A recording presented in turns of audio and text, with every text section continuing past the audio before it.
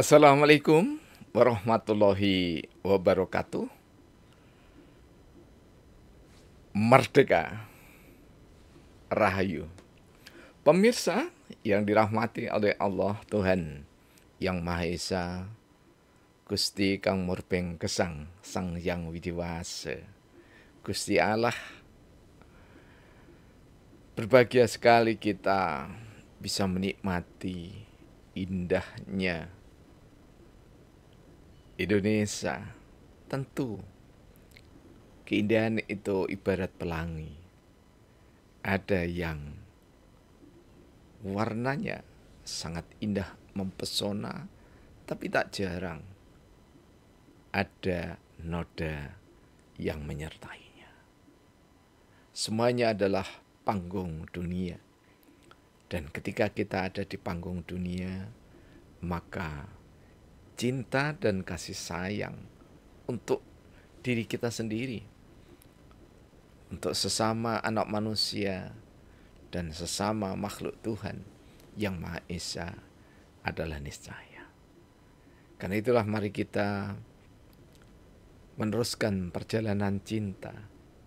Yang pertama, mencintai, teramat sangat mencintai Tuhan kita masing-masing dalam sebutan tentu saja. Karena kita sudah dibingkai bangsa Indonesia itu dengan ketuhanan yang Maha Esa. Yang kedua, mari kita amat mencintai teladan yang ideal kita.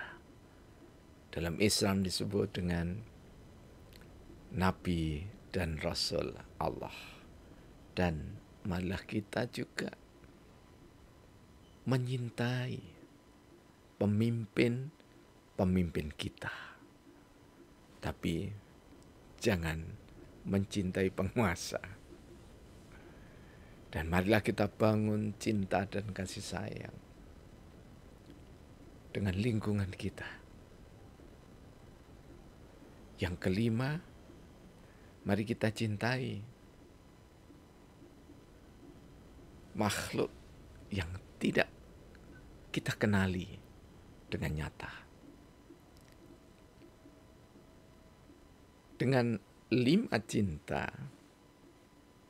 maka kita akan merasakan kenikmatan yang tiada tara. Itulah hikmah yang di dalam Al-Quran disebutkan melalui surah kedua Al-Baqarah 269. Sedangkan Islam mensyariatkan qul in kuntum tuhibbunallah fattabi'uni yuhibbukumullah wa yaghfir lakum dzunubakum wallahu ghafurur rahim.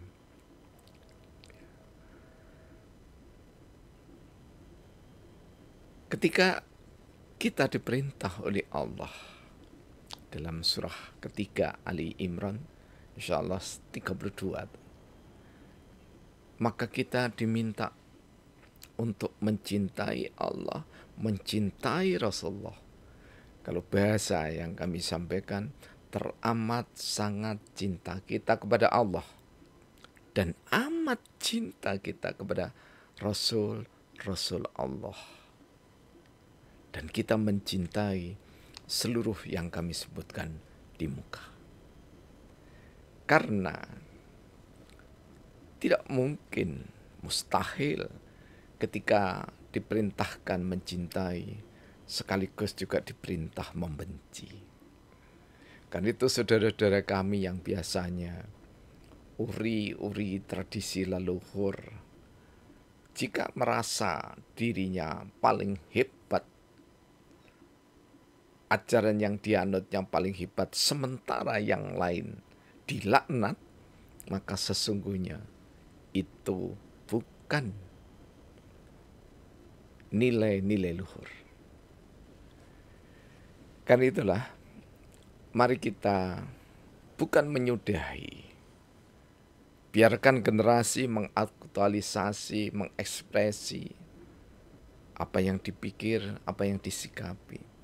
Tapi setidaknya generasi kita 6 plus, boleh jadi 60 plus ini, kita tanamkan pada generasi di bawah kita bahwa kita pernah menapaki jalan ini dengan cinta. Kita menapaki jalan ini, panggung dunia ini dengan cinta dan kasih sayang. Karena itu silahkan kami senantiasa membuka kitab-kitab suci. Jadi bagi kami Al-Quran adalah kitab suci yang mendasari seluruh kehidupan kami, termasuk menuntun pemahaman sunnah Rasulullah Muhammad SAW. Karena sahih tidaknya, palsu tidaknya, maudhu tidaknya sebuah hadis itu, kami sangat sepakat dengan Jamal Al-Banna bahwa ukuran segala sesuatu itu adalah Al-Quran. Mengapa? Karena Al-Quran satu-satunya yang tidak terjamah tangan manusia. Tetapi hadis terjamah dalam makna hafalannya bergantung dari sahabat dan seterusnya. Demikian juga bahasa yang disampaikan masih ada pengaruh dari sahabat dan yang lainnya. Apalagi makna. Karena itulah standar utama sebagai seorang muslim, Al-Quran adalah niscaya. Reformasi Tauhid jilid 1, jilid 2, dan jilid 3 yang kami sampaikan esensi dari tulisan Jamal Al-Banna tadi. Dengan demikian, ketika seorang muslim meyakini kitab sucinya Al-Quran adalah yang terbaik, maka itu adalah untuk diri kita. Tidak perlu kita menilai kitab suci yang lain dengan standar Al-Quran. Tidak perlu kita menilai saudara-saudara kita yang non-Islam itu dengan Al-Quran dan As-Sunnah. Demikian juga sebaliknya, saudara-saudara kita yang Hindu, Buddha, Nasrani dengan berbagai variannya, Katolik, Kristen, Jawi Wetan, ya, Protestan dan yang lainnya. Buddha pun juga ada varian-variannya. Hindu pun juga ada varian-variannya. Ragam aliran kepercayaan. Semua kita niscaya hargai masing-masing ketika kita berangkat dari perintah mencintai, maka silahkan kitab sucinya dijadikan dasar argumentasi, bukan untuk mencaci maki, tetapi untuk membaguskan diri. Inilah hakikat dari kita bertauhid, bertahlil, berteologi. Kemudian yang kedua, kita umat muslim ada idealitas dalam sikap, perilaku, dan seluruh esensi dari sistem kehidupan ini, yakni adalah teladan uswatun hasanah Rasulullah Muhammad SAW. Karena dengan meneladani, mengikuti sikap perilaku Rasulullah Muhammad SAW, maka kita berarti bermakna mengikuti seluruh nabi mulai dari Nabiullah Adam alaihissalam sampai dengan Rasulullah Muhammad SAW. Karena keparipurnaan keteladanan itu ada pada diri Rasulullah Muhammad SAW, dan Rasulullah Muhammad SAW meneruskan perjalanan tapak jejak kemuliaan dari Nabi dan Rasul sebelumnya. Dan ketika kita, yang ketiga, mencintai, menyayangi pemimpin, ada stressing bukan penguasa. Menyayangi pemimpin adalah pemimpin yang sudah ditentukan oleh masing-masing anak bangsa. Dalam skala kecil, pemimpin yang wajib kita cintai adalah ayah-ayah kita, bapak-bapak kita di dalam rumah-rumah kita. Ada yang memanggilnya dengan sebutan lain, silahkan. Ada papa, ada abi, ada apa, ada romo, ada bopo. Kita cintai. Tentu saja karena manusia, maka kita mencintai keunggulan sekaligus kelemahannya. Keunggulan kita cintai, kita teruskan, kita teladani. Kalaupun sudah dipanggil oleh Allah, maka kita tetap yang baik-baik kita teladani. Kemuliaan dari ayah-ayah kita teladani.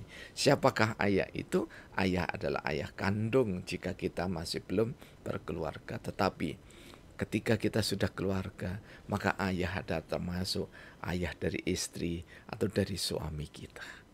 Namun juga secara luas, secara sosiologis, ayah kita adalah orang-orang yang di atas usia kita dan patut menjadi ayah kita di mana kita berada.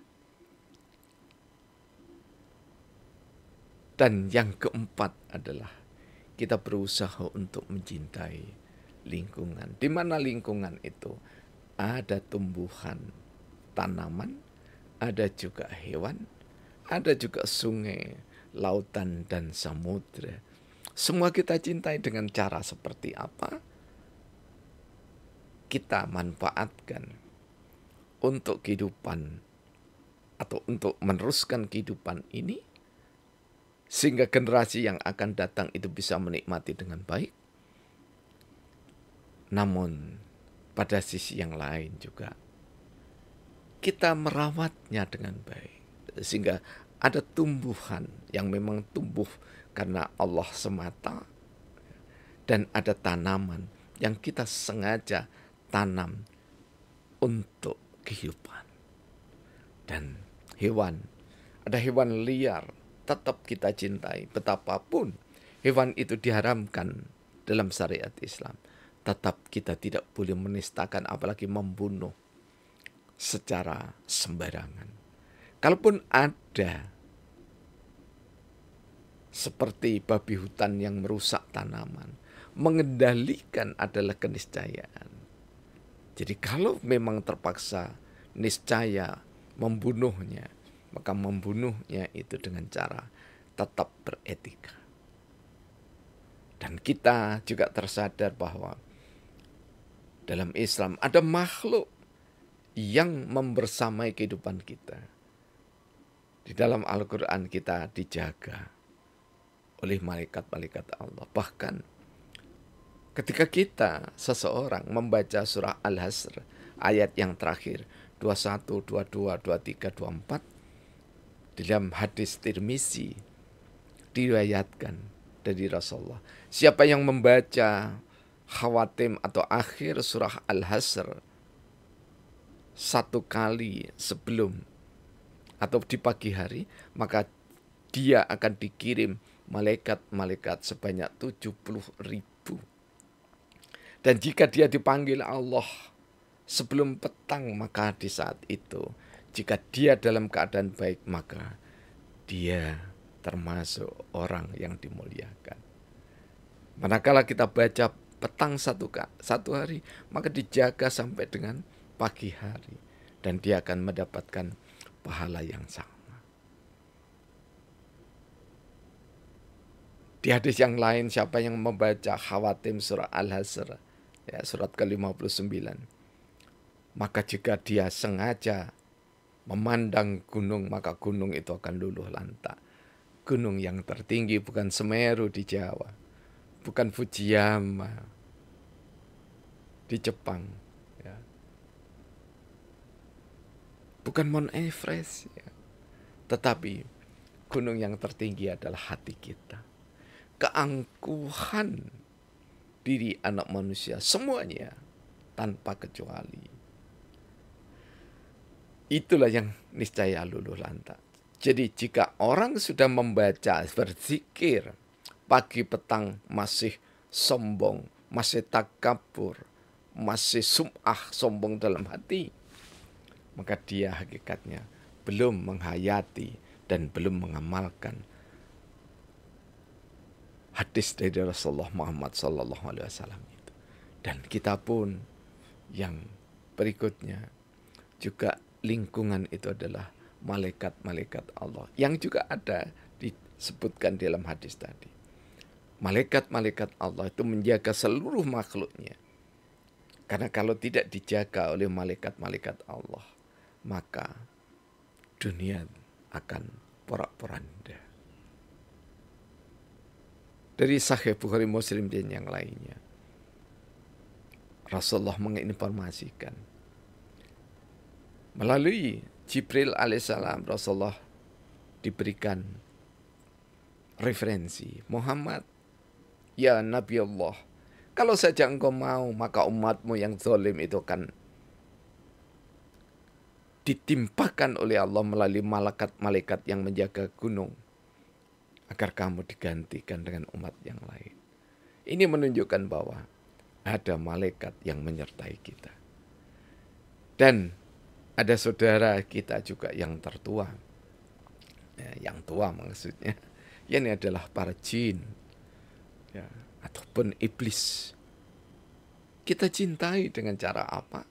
Kita menjauhi dari perilaku yang mengikuti langkah-langkah setan, sifat dari manusia yang buruk, mengikuti langkah-langkah jin dan iblis. Dengan cara mencintai Allah, mencintai sesama dan lingkungan, maka kita akan hidup dalam kebahagiaan. Kurang lebihnya mohon maaf. Semoga kita senantiasa sehat sentosa.